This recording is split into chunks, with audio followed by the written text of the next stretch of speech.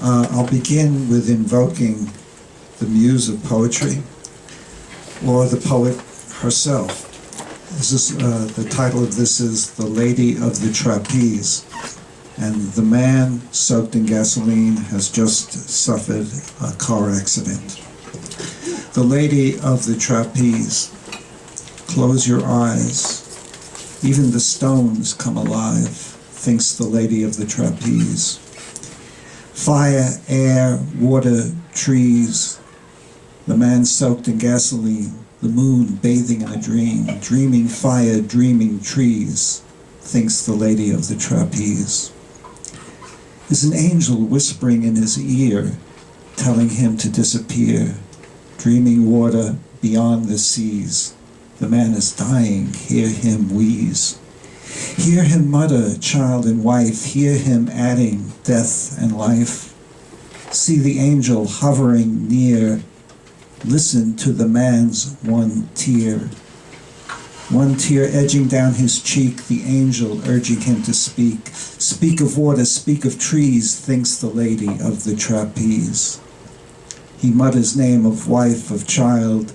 He sees the petals folding mild. He speaks of wind, he speaks of fire. He breathes the petal of desire. He breathes a petal quiet as lace. He breathes of wind, he breathes of grace. He is a leaf, he is a frieze, thinks the Lady of the Trapeze.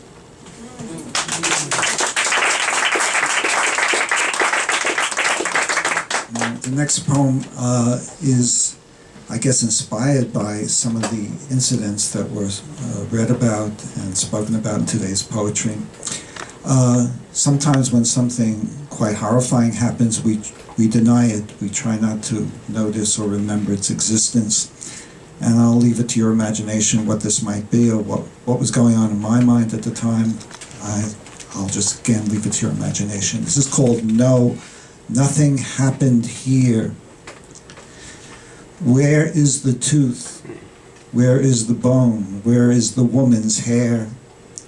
See it float, float on air.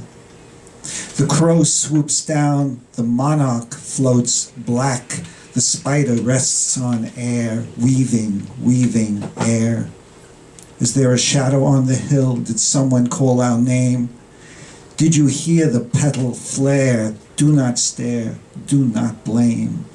Did we hear the shade of Ruth? Is she lost? Is she born? Is a woman's hair on fire? Oh, David, hear the fire. Is the spider weaving flame? Does the crow call our name? Do we listen? Do we dare? Did it happen, far or near? Where is the quarry? Where is the well? Will one eye always stare, always staring here or there? Can the smoke float down? Will the sun turn black? Why do ashes rest on air? No, nothing happened here.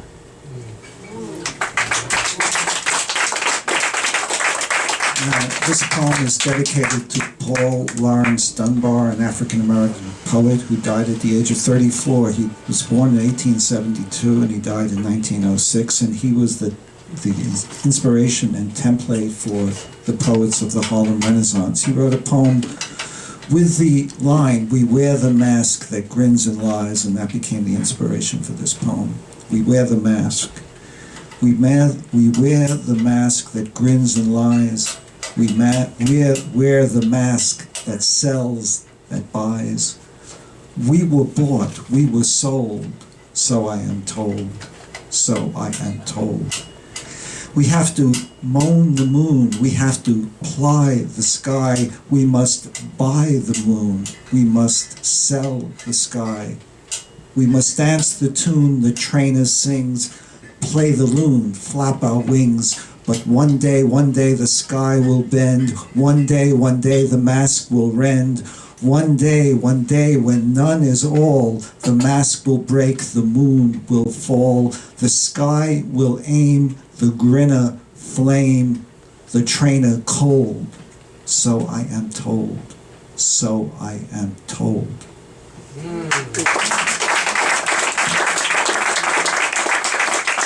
This poem is called O Pocahontas. It makes references to minstrel shows. The interlocutor and Mr. Bones are characters in the minstrel shows. It references lynchings, Abu Ghraib, Billie Holiday's Strange Fruit, and it was written during Thanksgiving, called O Pocahontas, so it leaves the question, what happened to the Indians? O Pocahontas. Sing of united fruit, take limon with your Bloody Mary, is the girl for you, Mr. Interlocutor, for you, Mr. Bones. Dance on the ceiling, slice the chicken coop, electrodes protruding, kiss her high-heeled pumps, pumped up, man up, lap up, yes, Mr. Bones, meet Mr. Sambo. Oh, Pocahontas, spin, spin, spin on spit, hot coals, grilled meat, pink feet, let's eat, turkey, cold turkey, say grace. Lord bless us, take off your shoes, your scanties, plie jete, through the interlocutor, meet Mr. Bones, meet Mr. Sambo, sing Billie Holiday, deep song, fraggling tree, black branch, swollen fruit, united, lead us, O waffle, O tea, O tar, O feather, O fumes, say grace.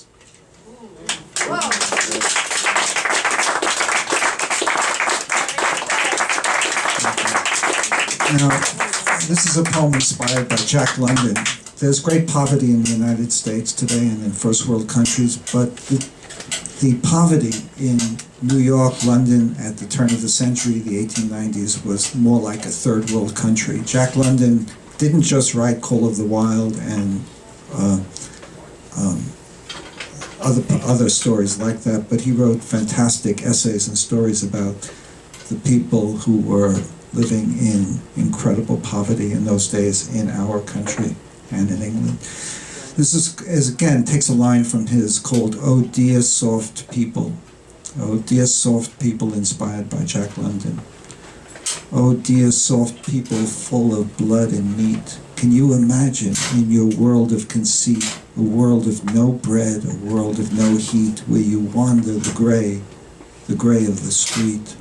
A gray world where you have no airy bed, a gray world where you are alive and dead. None will notice, none will care. Imagine this world if you dare. Imagine this world where the sun is jet, can never rise, can never set, where down is up, up is down, a world that wanders round and round, a world of sky always gray, where you lie in warrens, a sack of clay, people pass you on their way, where you can neither sing nor pray. Pray for light, pray for crumb, where there is none, there is none.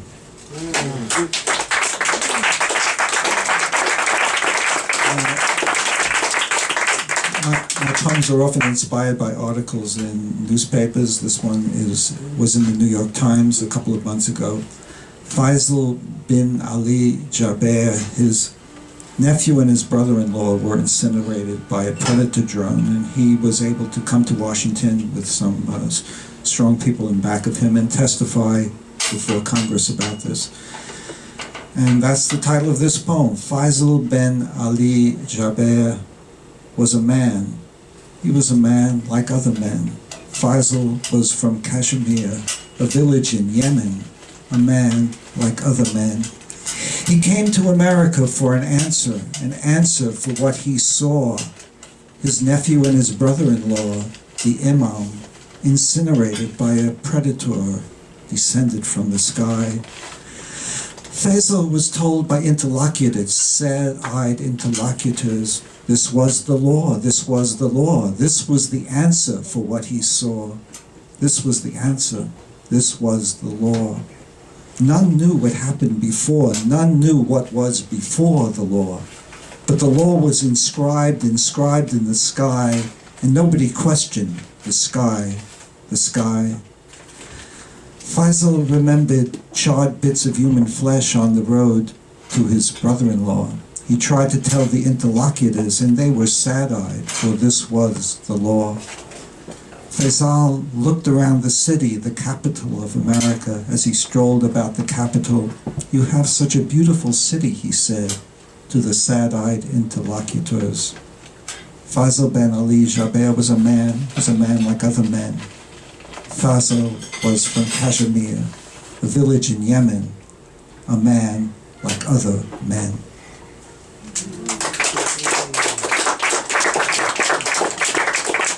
Now, George Carlin pointed out after World War I they called it shell shock, World War II battle fatigue, 4 syllables. Now they call it post-traumatic stress disorder, 8 syllables. It doesn't sound as threatening. This is another poem inspired by an article in the New York Times about Anthony, a Marine. I am Anthony, Marine, back from Afghanistan. Mom, I will always be that Marine in the photo on the wall. But somewhere along the line, Mom, I lost it all. I dream of loading my rifle in the rain, look down and see a needle in my vein. I wander the Afghan plain, see a needle in my vein. I hear the train comes from nowhere on the plain. I hear the train leaves for nowhere in the rain. I heard Jesus saw angels in a grain. I'm looking for that grain, Mom, looking for that grain. Mom, I see a crucifix rising in the rain, its shadow growing black along the plain. I see Abel east of Babylon walking in the rain. I see Cain locked and load in the mist above the plain. I see needles sharp as thumbtacks driven by the rain. I see shadows wandering the Afghan plain. I see Jesus staring at a grain. He's singing an old song, but I can't remember the refrain. I'm your son, Mom, your son Anthony, still hanging on the wall. I tell you, Jesus, yes, Jesus, is waiting in the hall. He's singing an old song in the hall. And I'm listening, Mom, I'm listening, hanging on the wall.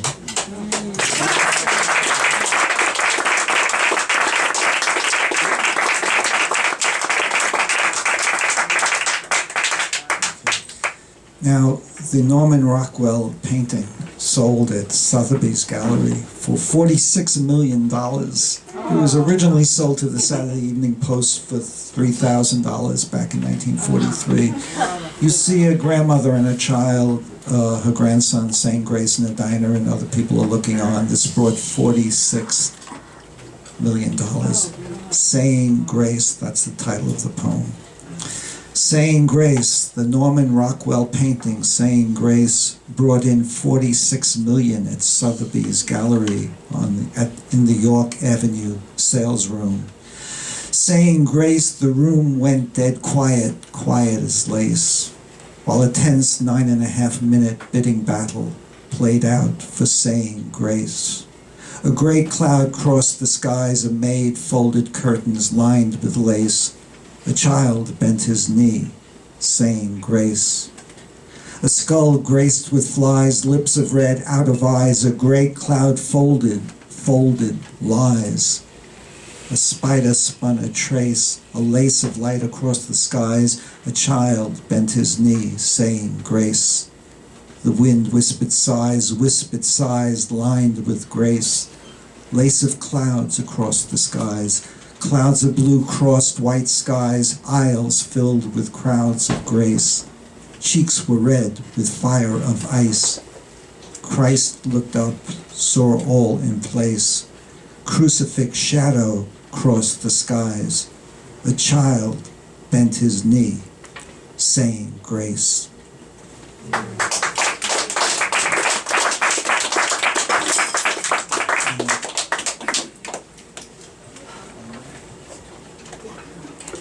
I'm going to read one more poem. This is to change pace a little bit. You've all heard about the scandal that has hit New York City, Mayor de Blasio's administration. It's the first scandal, very disappointing. It's called the Scandal of the Fork. Okay? Scandal of the Fork. The steaming pizzerino arrived for new mayor of Metropolis, Bill de Blasio. blazing and delectable, smoked mozzarella and sausage pie arrived on Maya's pilgrimage to Goodfellas, venerable Staten Island pizzeria. The new mayor of Metropolis smiled, nodded at his slice, then proceeded to do the unthinkable, picked up knife and fork to slice and fork his pizzerino. This caused great consternation across nation of Metropolis. Disaster, disaster, they cried. First mistake is mayor, they sighed. A scandal, #Forkgate, on Twitter appeared, went viral in Blogosphere. But the kid with clear head said he did not fork his constituents. Yes, his older brother roared. He did not drink beer with a straw like Mayor Bloom Baggio, who also poured copious salt on his pizzerino, OMG, before tasting, or like Mayor Romeo and Giuliano, who loved himself, who poured salt and more salt on all he would greet, on all the meat he could eat. Mayor Bill de Blasio said he was Mambo Italiano. Said Caesar and Caligula ate pork, ate pizzerino with knife and fork. And the kid with clear head said, please, Mr. Mayor, be a good gent. Do not let those guys raise the rent. Do not fork your constituents. Thank you. Again, I want to thank Ptr Kozlowski for videotaping the event, Robin Hirsch and Angelo Verga for arranging it, all the readers, Maria Chisolm, Robert Gibbons, LinDel Sandlin, and Terry Batts. Thank you so much, and the audience for coming and hearing spoken word poetry. Thank you very much.